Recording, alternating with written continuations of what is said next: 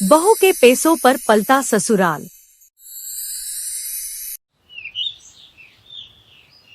ये कहानी है मधु की, जो ऑफिस भी करती थी और अपने घर को भी संभाला करती थी।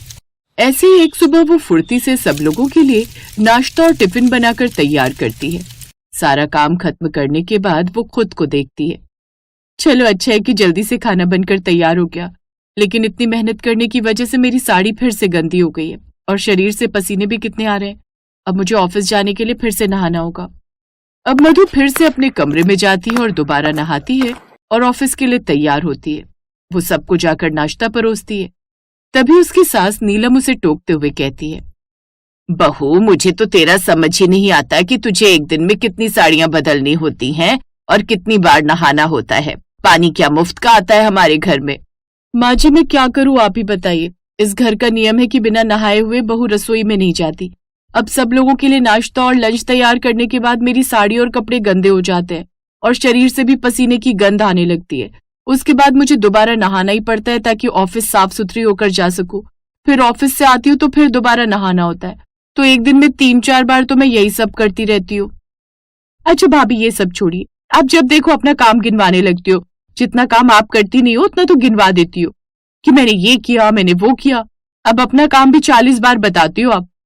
बिल्कुल ठीक कहा तुमने रुचि। सच में मैं तो खुद मधु को ये बात समझा समझा कर थक गया हूँ, लेकिन ये मेरी सुनती ही नहीं।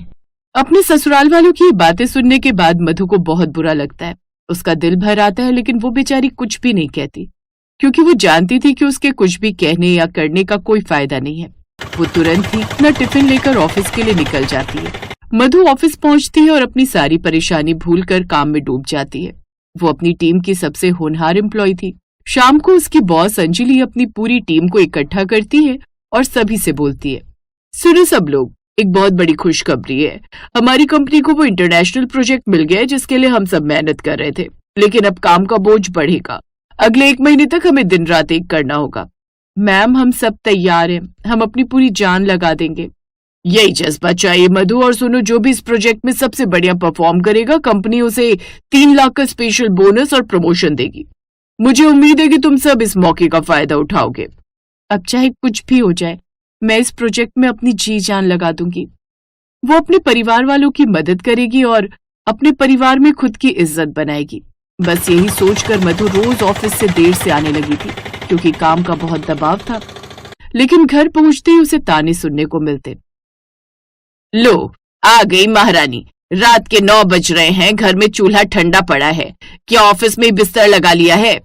माँ जी, मैंने बताया था ना कि बड़ा प्रोजेक्ट है, मुझे बोनस मिलने वाला है, इसलिए थोड़ी देर हो जाती है। मैं अभी फटाफट खाना बना देती हूँ।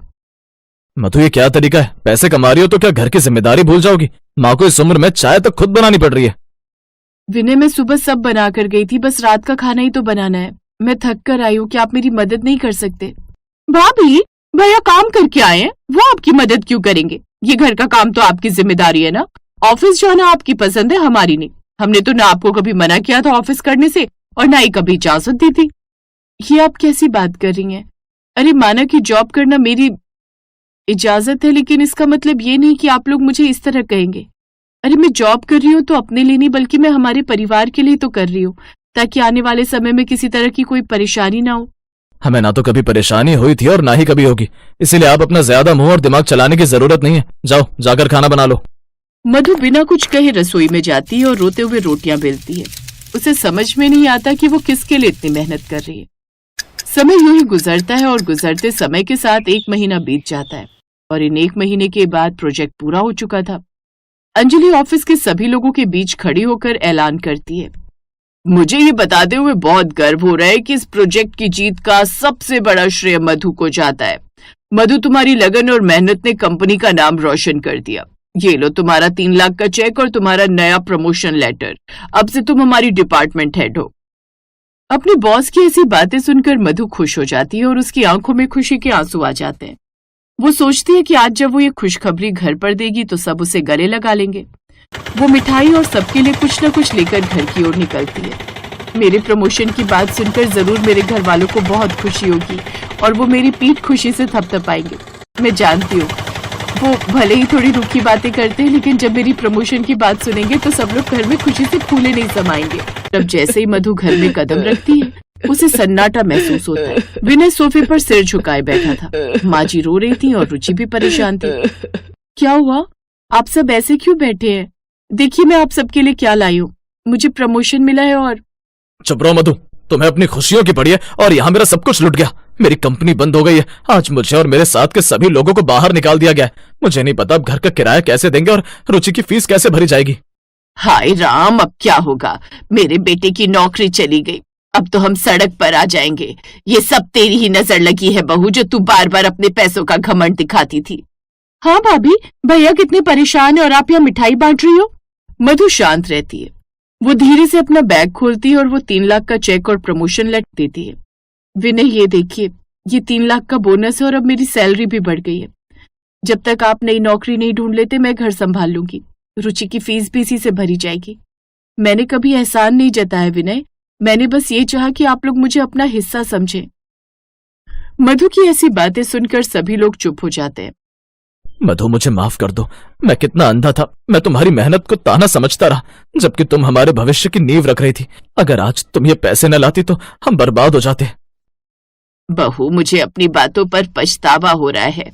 मैं तुझे पानी और साड़ियों के लिए टोकती थी, पर ये नहीं देख पाई कि तू हमारे घर की सबसे बड़ी ढाल है।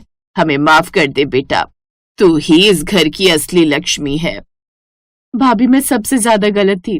मैंने आपकी मेहनत का मजाक उड़ाया। अब से मैं प्रॉमिस करती हूँ कि आपके ऑफिस जाने से पहले घर का आधा काम मैं खुद करूंगी, ताकि आपको 2-2 बार ना नहाना पड़े और आप आराम से तैयार हो सके। मधु की आंखों से खुशी के आंसू बहने लगते हैं। उसे बोनस से ज्यादा खुशी इस बात की थी कि आज उसके परिवार ने उसे दिल से अपना लिया था। अब जब मधु सुबह उठती तो नीलम उसके लिए चाय तैयार रखती और रुचि रसोई में उसकी मदद करती।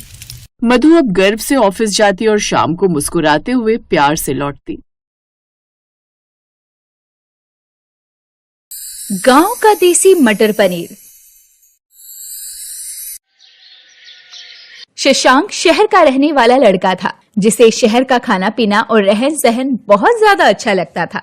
उसके माता पिता ने 12वीं के बाद उसे आगे पढ़ने और नौकरी करने के लिए शहर भेज दिया था।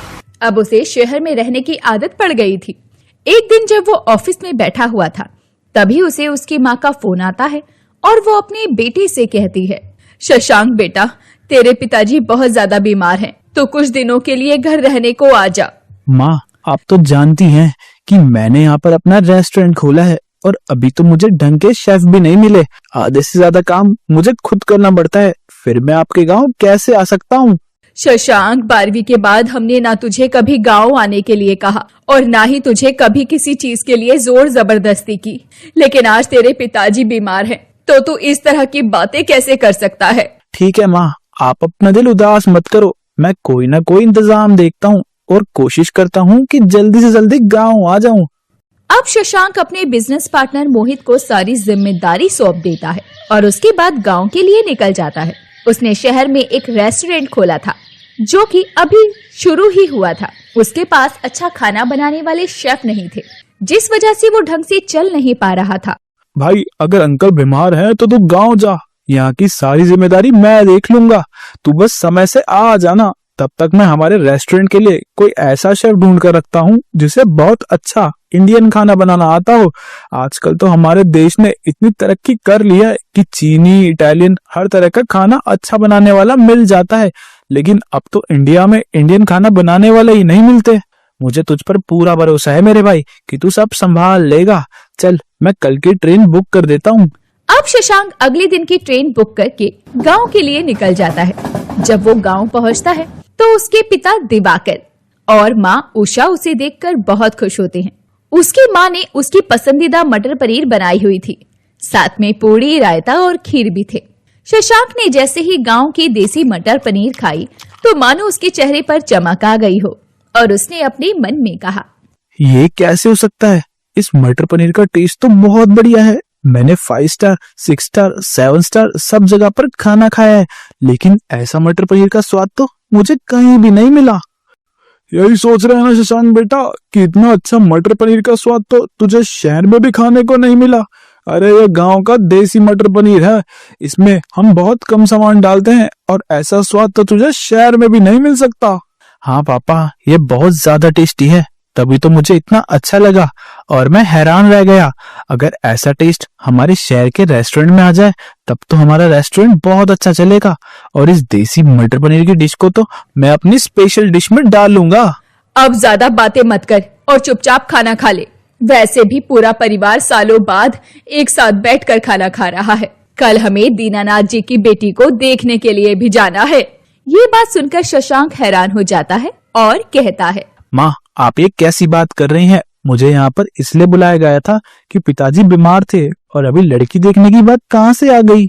बेटा, तेरे पिताजी बीमार हैं, इसलिए तो अब हम तेरा घर बसा देना चाहते हैं ताकि तू भी खुशी खुशी अपने परिवार के साथ रह सके और हमें तेरी चिंता ना सताए। वहाँ कब तक शहर में अकेला रहता रहेगा? तुझे भी तो एक परिवार की जरूरत है। शशांक चुप हो जाता है और कुछ नहीं कहता।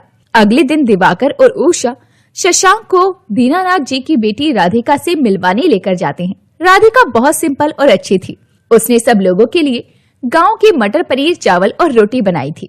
शशांक ने अपने मन में सोचा, राधिका देखने में तो सुंदर है, अगर इसके हाथों में भी गांव के देसी मटर पनीर का वही स्वाद हुआ जो मेरी माँ के हाथों में है तो मैं इसे अपनी लाइफ पार्टनर बना सकता हूँ। साथ ही ये मेरे रेस्टोरेंट को चलाने में भी मेरी मदद करेगी, लेकिन पता नहीं ये पड़ी है या नहीं।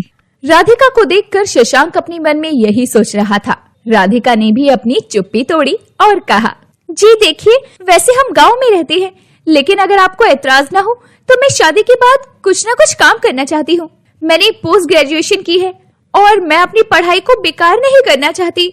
ये बात सुनकर शशांक के चेहरे पर एक मुस्कान आ जाती है, क्योंकि उसने सोचा भी नहीं था कि उसे गांव के अंदर एक ऐसा जीवन साथी मिल सकता है। इसके बाद जल्दी ही शशांक और राधिका की शादी हो जाती है और दोनों शहर आ जाते हैं। मोहित जब राधिका को देखता है तो कहता है, शशांक, लगता है तू इस गांव की लड़की की खूबसूरती के चक्कर में पागल हो गया है। ये कहाँ हमारे रेस्टोरेंट को संभाल पाएगी? ये गांव का देसी मटर पनीर हमारे रेस्टोरेंट में क्या ही फायदा कर पाएगा? यार मोहित, एक बार कोशिश करने में दिक्कत ही क्या है? वैसे भी फास्ट फूड, चाइनीज, इटालियन तो हर जगह पर मिल जाता है। हम अपनी स्पेशल डिश में गांव का देसी मटर पनीर रखेंगे, गांव की देसी डिशेस को रखेंगे ताकि लोग शहर में रहकर भी गांव का स्वाद ले सकें। अगर तुझे यही सब कुछ करना है तो फिर मैं इस पार्टनरशिप से बाहर हूँ, क्योंकि मुझे यह तेरा प्यार में डूबा हुआ पागलपन ज्यादा लग रहा है और बिजनेस की समझदारी कम। तू कैसी बात कर रहा है यार? हमने 4 साल से इस बिजनेस को साथ में चलाने की कोशिश की है, तो अब ऐसे तू मुझे कैसे छोड़ सकता है? मेरे पास इतने फंड्स नहीं है कि मैं तुझे तेरे हिस्से के पैसे दे सकूं। मैं कुछ नहीं जानता शशांक, लेकिन तेरे इस गांव के पागलपन में मैं इन्वॉल्व नहीं हो सकता। तो तू अपनी वाइफ को वाइफ बनाकर रख और इस बिजनेस से हटा, या फिर मुझे इस बिजनेस से हटा दे। शशांक बहुत परेशान हो जाता है। राधिका भी ये परेशानी देख रही थी और सुन रही थी, लेकिन वो मोहित से कुछ भी उल्टा सीधा नहीं कहती। दोनों घर आ जाते हैं और राधिका ने कहा, अगर मेरे आपके साथ काम करने से आपके दोस्त को इतनी ही परेशानी है तो रहने देते हैं, मैं कुछ और काम कर लूंगी। बात काम की नहीं है राधिका, मुझे पूरा विश्वास है कि तुम मेरे बिजनेस को बहुत अच्छा चलाओगी और एक गांव का मटर पनीर सच में बहुत स्वादिष्ट है। मोहित ने अभी तक इसे खाया नहीं है, इसलिए वह उसका स्वाद नहीं जानता। इसके बाद राधिका एक प्लान बनाती है और शशांक को बिना बताए मोहित को कॉल करती है और उसे अपने घर खाने पर बुला लेती है। उसने गांव के सारे देसी व्यंजन खाने में बनाए थे। मैं ये सब कुछ खा तो रहा हूँ, लेकिन ये मत समझना कि यह खाने के बाद मैं अपना फैसला बदल दूंगा। वो आपकी मर्जी है भाई साहब। आप हमारी शादी में नहीं आए थे और आपने हमारी शादी की दावत नहीं खाई थी, तो मैंने सोचा आप शशांक के दोस्त हैं, इसीलिए आपके लिए ये सब कुछ बना दिया।